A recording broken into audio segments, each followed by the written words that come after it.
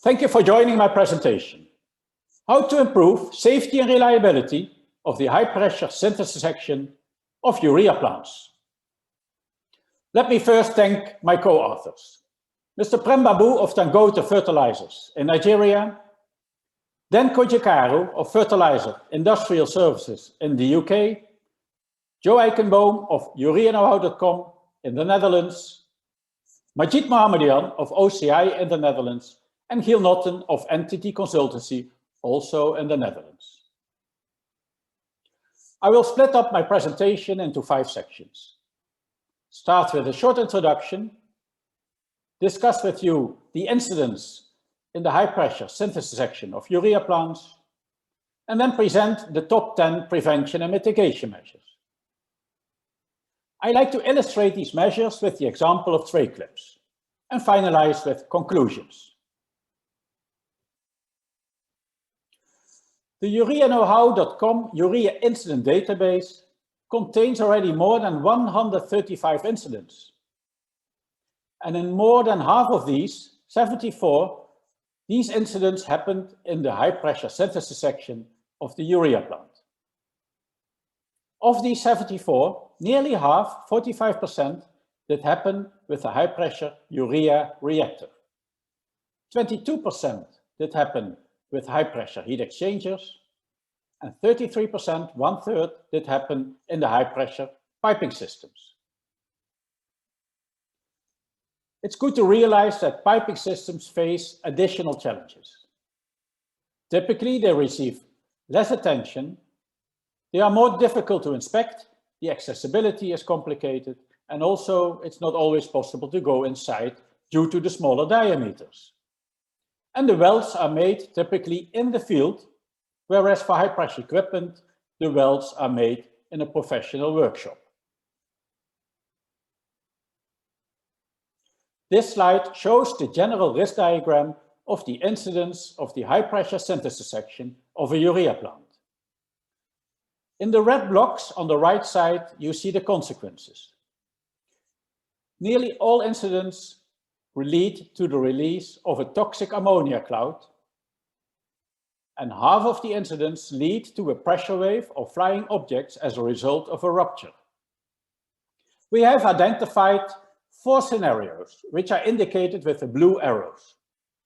The thickness of the arrow is an indication for the frequency, which is also indicated with the percentage at the start of the arrow. The gray blocks show the important prevention and mitigation measures. Urea plants, synthesis sections operate at relatively high pressures, 140 to 200 bars. And a rupture not related to any corrosion can occur and did occur in 23% of the cases, as is indicated in the top arrow. This can be a result of, for example, baffle hammering, or severe vibrations of piping systems. A leak can also occur due to bad design, bad workmanship during fabrication, or faulty installation procedures like the flange connection of a high-pressure butterfly valve, or one can also think about fatigue cracks in sleeve nozzles. And also this did happen in about 6% of the incidents. In urea plants, a leak can easily occur due to the numerous corrosion phenomena that may occur from inside in the high-pressure synthesis section, but also from outside external corrosion, also called corrosion under insulation. Totally 71, 34 plus 37 of the incidents start with a leak due to corrosion. And such a leak leads to the release of corrosive ammonium carbamate. Due to the pressure drop, this leak is also very erosive, and the leak hole will enlarge. In case the leak medium also contains urea, clogging can occur. Pressures will increase and temperatures will increase. And under the high pressures and high temperatures, ammonium carbamate is very corrosive. Not only to carbon steels, where corrosion rates of 1,000 millimeters a year has been noticed, but also stainless steel corrode under these circumstances where no oxygen is present. Here you should think about corrosion rates of 30 to 50 millimeters a year. Under both circumstances, a leak can lead to a rupture, and that did happen in 34% of the cases. Now let's have a look at the critical prevention and mitigation measures. As numerous leaks did lead to a rupture, it is vital to have the state-of-the-art leak detection systems in place. And also it's important to know the right leak handling procedures. The proper design, skillful fabrication, expert installation, inspection, repair and operation procedures are indispensable elements to avoid/minimize corrosion, leaks and ruptures. Now let's discuss the top 10 prevention and mitigation measures. Number 1, companies do not have a memory, and incidents do repeat. By making use of the CCPS, the Center of Chemical Process Safety, risk-based process safety management approach, one can handle this top measure in a very efficient way. This approach contains 4 pillars. Commit to process safety, understand hazards and risk, manage risk, and learn from experience. And this 4th pillar will, in our opinion, help you to create a memory and to avoid that incidents do repeat. The second measure is pay proper attention to avoid possible ruptures.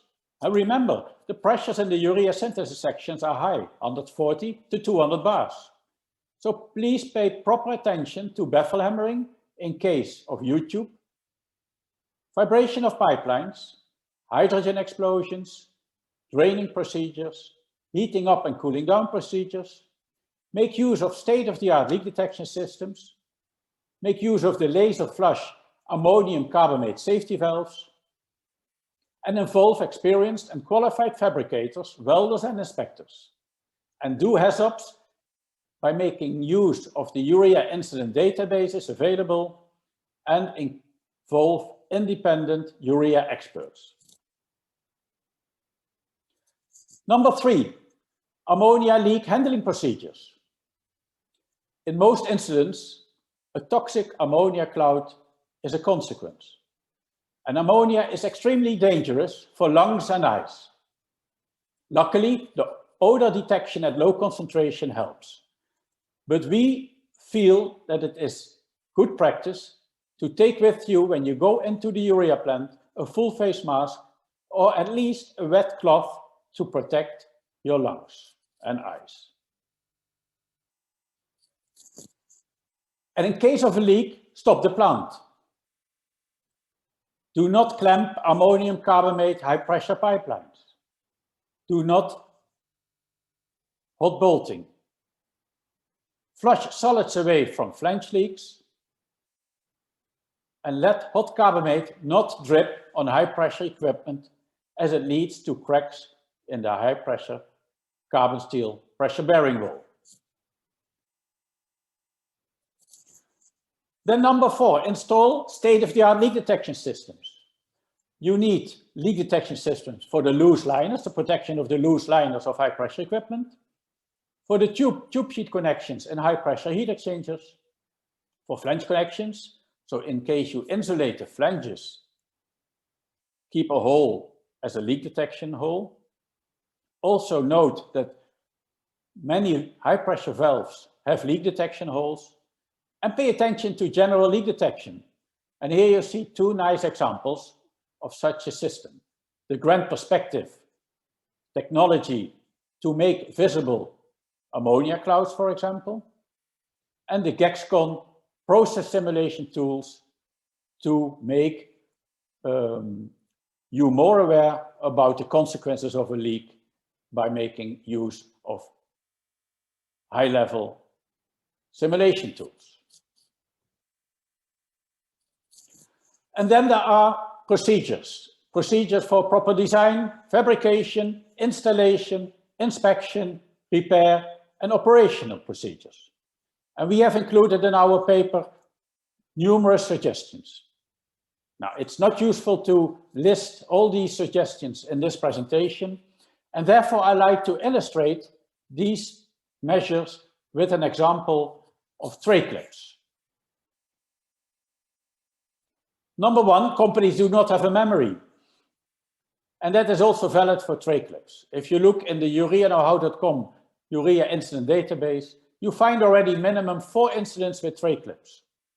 And if you have attended the nitrogen and syngas conference of the USA 2 weeks ago, also there Nutrien presented an incident with tray clips.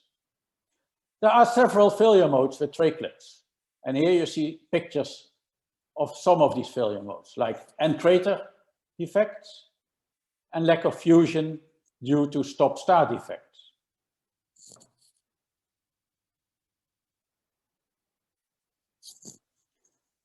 In case of such a defect, corrosive ammonium carbamate will penetrate through the weld, through the loose liners, and reach the carbon steel pressure bearing wall. And it is very important to have a proper and state-of-the-art leak detection for the protection of this loose liner.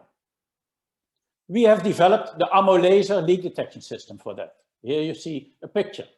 It is an active system. It is based on vacuum, and it contains an accurate and the most reliable ammonia analyzer. Use the proper design procedures. Here you see 2 types of design.